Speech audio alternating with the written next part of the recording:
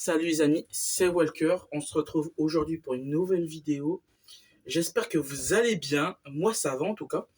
Je voulais vous remercier avant de commencer. Remercier les 3 abonnés, les 28 vues sur la première vidéo, les 4 likes sur la première vidéo. Pour beaucoup, ça peut paraître peu. Pour moi, c'est beaucoup. Avant de faire la première vidéo, j'en avais jamais fait sur YouTube ou aucun réseau social. Donc, merci à vous pour les 3 premiers abonnés et puis pour les 28 vues et les 4 premiers likes sur la première vidéo. Donc, merci à vous. On va commencer la vidéo. Aujourd'hui, j'ai quelques petits trucs à vous parler et un petit tuto à vous montrer donc sur l'affûtage de votre chaîne de tronçonneuse sans forcément investir dans une affûteuse de chaîne, sans forcément prendre une lime manuelle et faire ça manuellement à l'ancienne. Alors une affûteuse de chaîne, pour ceux qui ne connaissent pas, c'est ça. Alors ça c'est une Parkside, hein, c'est pas un placement de produit ni rien. Je suis pas rémunéré, je fais rien du tout. Hein. C'est vraiment mon affûteuse, j'ai acheté moi-même. Donc là, c'est une petite Parkside. Moi, je l'ai depuis quelques temps. Ça marche bien. Mais pour ceux qui veulent pas forcément investir là-dedans, et il en existe donc aussi pour ceux qui veulent savoir.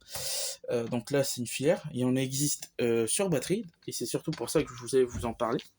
Parce que pour ceux qui ont une utilité régulière, une affûteuse sur batterie, c'est bien. Il faut gérer son parc et tout ça. Vraiment, pour ceux qui font juste leur bois, j'ai l'entre-deux, c'est peu cher. Ça, vraiment, l'outil qu'on utilise, c'est une perceuse visseuse. Hein. Tous les bricoleurs en ont au moins une chez eux. Vous mettez votre lime au bout, donc comme ça. Là, vous avez votre perceuse, vous mettez votre lime dedans. Hop, vous ramenez votre membran. Voilà. Vous mettez première. Là, vous êtes en première. Deuxième vitesse, vitesse arrière, donc comme si vous dévissiez une vis. Et là, vous êtes prêt. Donc, vous êtes prêt pour affûter votre tronçonneuse. Donc là, je vais vous montrer comment on fait. Je vais chercher la tronçonneuse, je reviens. Donc, j'ai pris la 251C de chez Stihl. Donc, ma tronçonneuse, une de mes tronçonneuses principales. Je vous l'ai montré dans la première vidéo. Donc, pour ceux qui sont intéressés de la première vidéo, vous tapez sur YouTube Walker Mandon.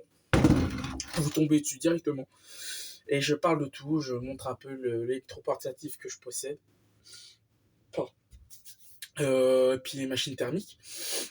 Il y a juste mon gros matériel, donc genre gyrobroyeur, faucheuse ou motoculteur. Ça, j'ai pas encore montré sur la chaîne. Faudra que je vous montre. Alors, j'ai quelques petits projets à vous parler. Je vous passe ça en fin de vidéo, dès que je vous ai montré comment affûter votre chaîne. Donc, je vous montre ça tout de suite. Donc là, je vous prends.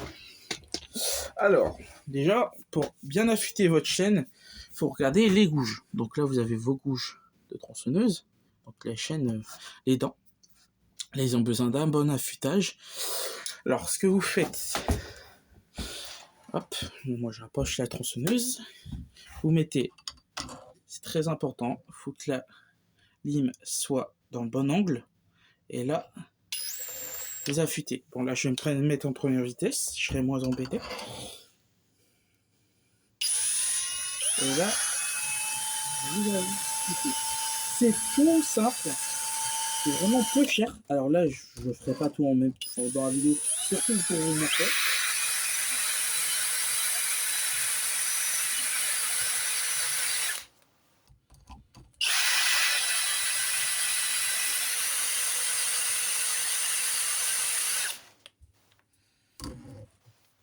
Il faut vraiment que vous ayez le bon angle.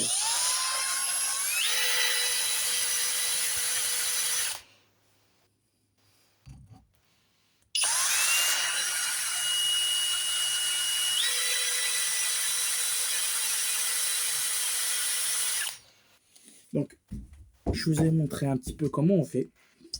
C'est vraiment tout simple. Hein. Je vous remonte vite fait. Mais c'est tout simple.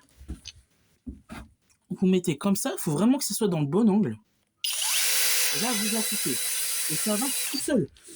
Et donc, pour ceux qui sont intéressés, ça coûte moins cher. Vraiment, je parle à ceux qui font du bois.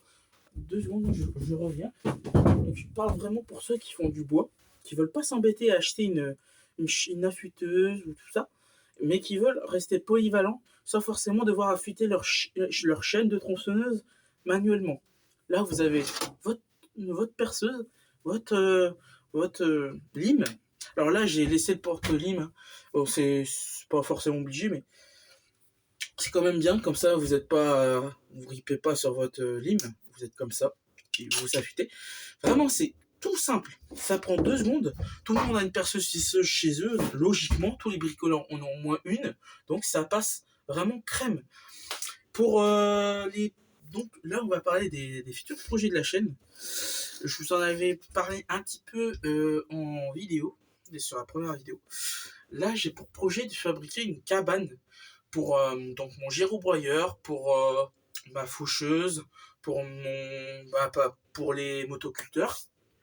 Il y en a quelques-uns sur le terrain, donc sur mon terrain. Et donc, c'est quand même bien d'avoir un endroit pour tout stocker. J'ai le matériel qui est stocké un peu à droite à gauche. Les motoculteurs sont pas tous au bon endroit. La faucheuse ne peut pas rentrer dans le petit abri donc qu'on a.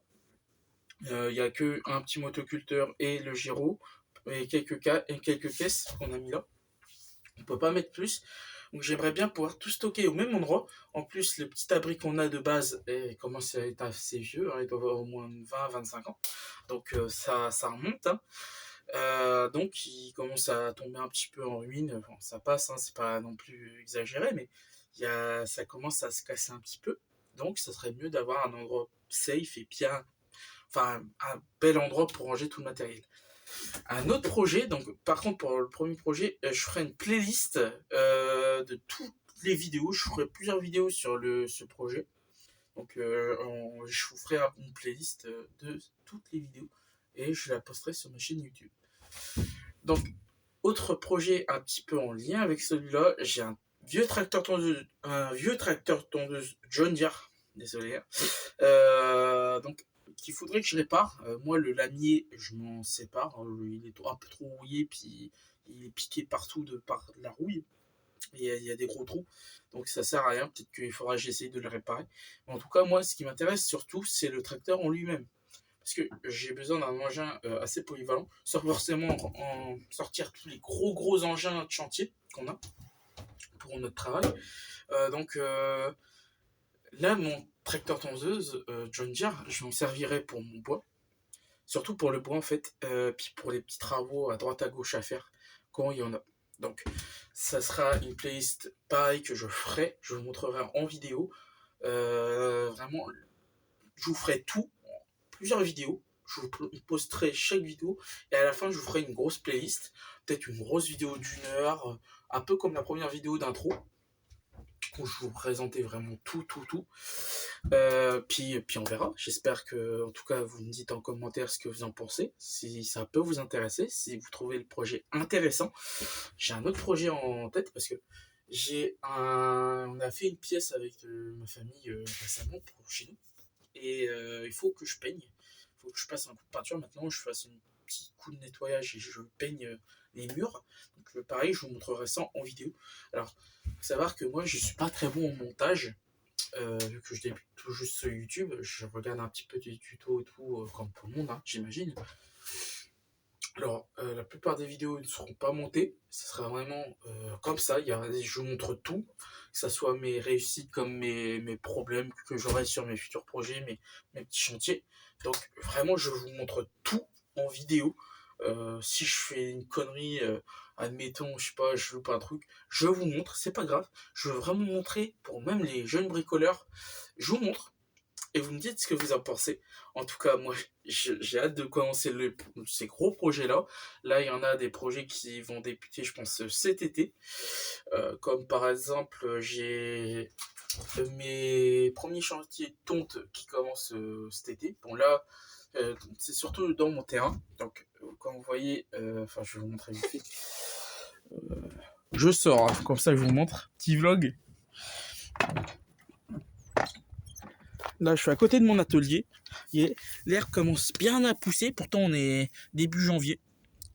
J'ai pas tondu depuis fin septembre. Fin septembre, on n'a pas tondu. Là, je vais me rendre. Comme vous voyez, hein, je vous montre. Là, c'est les coins en jeton un peu. Vous voyez, c'est vraiment mais épais. Il y a vraiment beaucoup de tonte à faire. Attendez, j'ai juste à aller fermer le local de mon atelier, donc la porte de mon atelier. Aïe, aïe.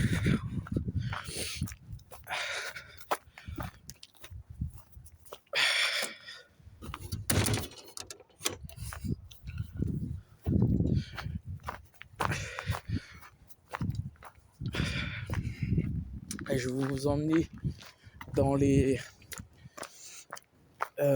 deux petites parcelles où je tombe le plus. Enfin, c'est là où c'est vraiment, ça peut être épais l'été.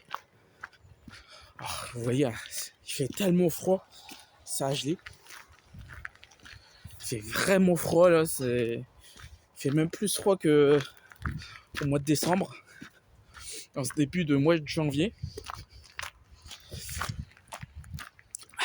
Et là on arrive sur un de mes petits chantiers que j'ai fait récemment. Alors là, vous voyez, j'ai cette parcelle là à tondre tous les étés, donc ça fait partie de mon terrain. On est sur mon terrain, là, sur le terrain de ma famille. Donc j'ai cette parcelle là à tondre. J'ai cette parcelle là à tondre. Alors là, pas très épais. On est passé il n'y a pas longtemps avec le chargeur du terrain, enfin d'exploitation. Donc on avait un peu de bois à faire. Donc on a pris notre engin pour pouvoir faire tomber le bois. Donc comme je vous montre un peu. Il y avait un peu de bois à faire. On a fait tomber quelques branches qui gênaient. Et là, j'ai pas totalement fini. J'avais ces gros bouts de bois là qui empêchaient de pousser les plus petits. C'est des... Bon, ils sont pas énormes non plus, mais ça reste du bois assez conséquent. Donc je les ai débités. J'ai gardé les gros bouts de bois que je ferai en bois de chauffage. Donc parce que nous on prend un peu de bois de chauffage, on fait le bois de chauffage et on fait le bois pour les barbecues l'été. Parce que nous le barbecue, on utilise très peu de charbon de bois. On utilise beaucoup de bois de chauffage. On fait du bois tout l'hiver. Et puis ça nous sert pour l'été le barbecue et l'hiver d'après pour se chauffer. Donc voilà, pour ceux qui veulent voir un peu les petits chantiers que je fais en général. Donc là c'est surtout les chantiers d'hiver. Hein. On fait pas beaucoup de bois l'été. Bon, ça peut arriver quand vous avez des arbres qui tombent, vous avez des arbres morts à faire tomber, vous faites aussi l'été. Mais habituellement c'est des gros chantiers d'hiver. Comme là je vous emmène, je vais vous montrer un endroit où j'ai fait du bois. Attendez, je vous pose 2 secondes là les amis.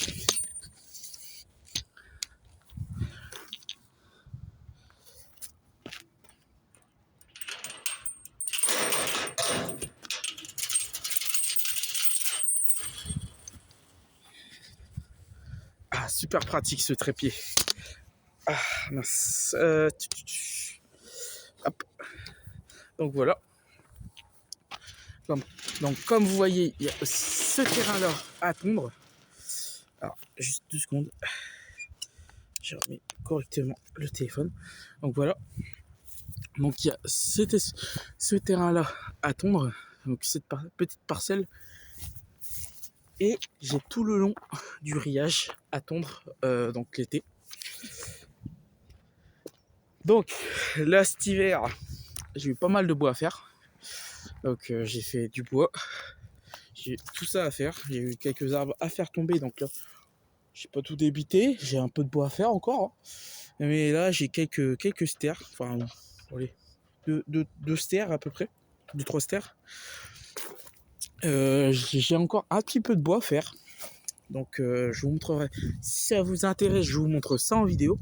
Alors, autre petit projet que j'ai, moi personnellement, comme je vous ai montré, je fais du bois, mais s'il y en a qui peuvent être intéressés par que s'ils ont besoin de bois, on peut s'arranger. Si ça peut intéresser des gens, vous me contactez sur ma boîte mail, walkermondon@gmail.com. Et puis vous me dites si vous avez besoin de bois. Moi je suis de Reims, donc si ça peut intéresser des gens pour du bois, vous me contactez. Ou même par commentaire, vous me dites si vous êtes intéressé par du bois. Moi personnellement je fais pas mal de bois en ce moment. Là comme je vous ai montré, il y a du bois, il y en avait encore dans le terrain. Et j'en ai encore un petit peu. Donc j'ai encore un petit peu de bois. Un petit peu, quand on dit un petit peu, c'est quand même beaucoup. J'ai tout ça à couper. Donc j'ai tout ça à couper. J'ai encore quelques rondins ici à faire. On fait pas mal de bois nous. On se chauffe avec, et puis on utilise le bois bien sûr pour les barbecues. Donc les amis, j'espère que la vidéo vous plaît jusque là. Si elle vous plaît, n'oubliez pas de vous abonner, de lâcher un petit like, un petit commentaire, et puis bien sûr de me dire en commentaire ce qui vous intéresserait qu'on puisse parler en vidéo. Autre petit projet que j'aimerais parler avec vous. Moi je suis un très grand fan de manga, tout ce qui est manga pop culture en général. Je crois que je vous l'ai dit un peu plus tôt. Mais si ça peut vous intéresser, si je vous l'ai déjà dit, parce que bon, la vidéo commence à être un petit peu longue. Je vous retourne 2 secondes. On est quasiment, je crois, à une dizaine de minutes. Donc, je commence à être un peu longue, moins longue que la dernière, mais ça commence à être déjà pas mal. Donc, si ça vous intéresse qu'on puisse parler de ça en vidéo, il n'y a pas de souci, mettez en commentaire et je verrai quelle vidéo je peux faire. Donc, en tout cas, pour ceux qui aiment les vidéos, merci à eux. Hein. On continue un peu à la visite, que je puisse dire, de mon terrain. Et je vous explique un petit peu la tonte que j'ai à faire. Alors là, je vais vous montrer vite fait mon girobroyeur.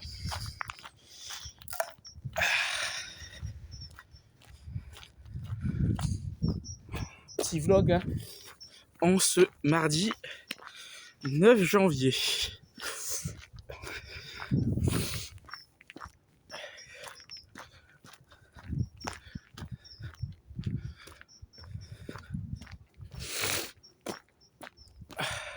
Donc nous y revoilà, je vous montre vite fait l'atelier, comment il est. Là c'est l'atelier. Ouais. C'est là où j'ai fait la dernière vidéo. Ah, okay. L'hiver. Qu'est-ce qui fait froid? Qu'est-ce qui fait froid?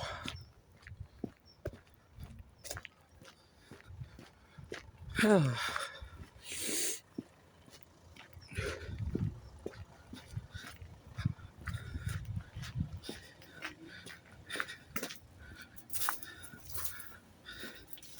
Donc nous y voilà les amis. Donc c'est ce girobroyeur là, un Crossjet. Il est de 2001 je crois. Alors ici il y a un peu abîmé, il y a nos chocs qui vont dessus. Ça c'était mon lacet. Donc voilà, c'est celui-là que je me sers pour mes saisons de tonte. C'est un très bon giro, on n'a jamais eu de problème avec. Il fait une très bonne tonte. Hein. Le mulching dessus, excellent. Les lames broyeuses, c'est un plaisir fou. Le boulot qu'on fait avec ça, c'est juste dingue. C'est vraiment un très bon engin. Donc là, c'est la fameuse cabane qu'il faut que je change. Comme vous voyez, ça commence à s'abîmer un petit peu par endroits. On a de la mousse qui pousse à cause de l'humidité. J'ai carrément les bouts de bois là qui s'enlèvent. Ça fait longtemps qu'on a ce petit local.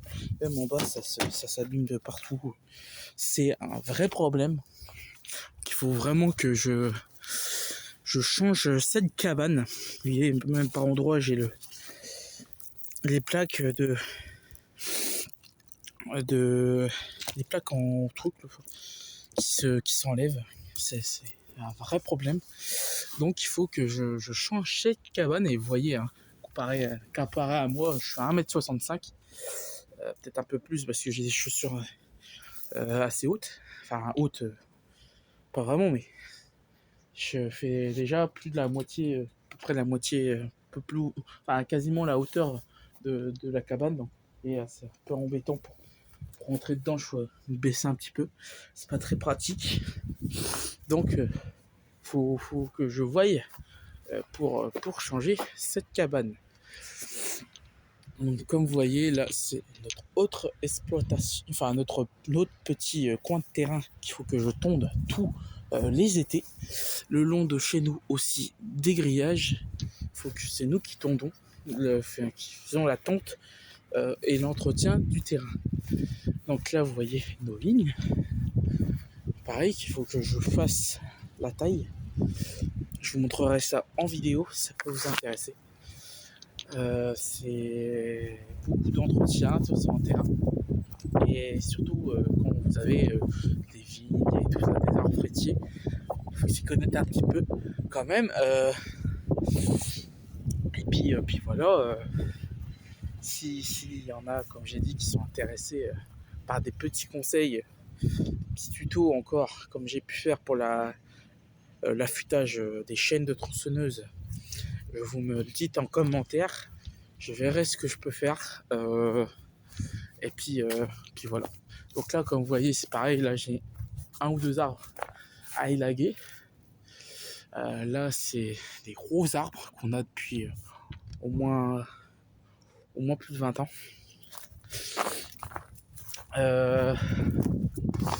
J'ai deux grosses branches à tailler, à faire tomber. J'ai, en langage, on va dire, élagueur, j'ai cette charpentière là, à faire tomber. Et celle-là, là, qui part trop proche de la grille. Si elle vient à casser, tout le grillage casse et ça va sur la route. Donc c'est pas du tout pratique, c'est dangereux. Donc il faut que j'élague ça. Si ça peut vous intéresser, je vous montrerai ça en vidéo.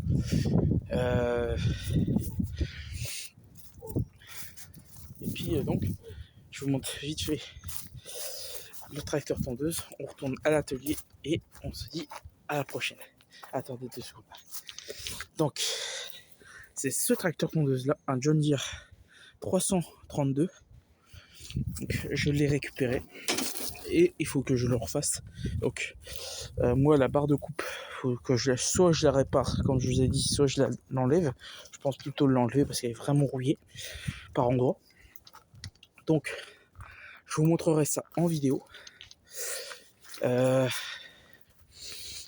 là, on va retourner dans l'atelier.